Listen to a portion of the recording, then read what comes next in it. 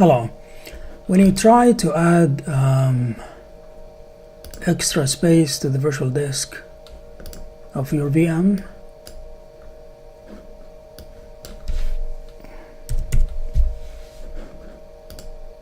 you may face this error. And this is because you have a snapshot. You have to delete it.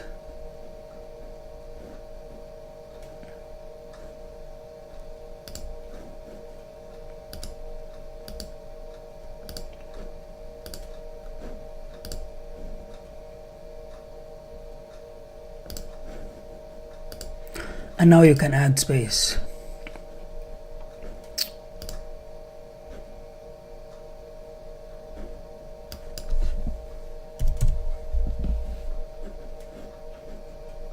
Let's put 35 actually.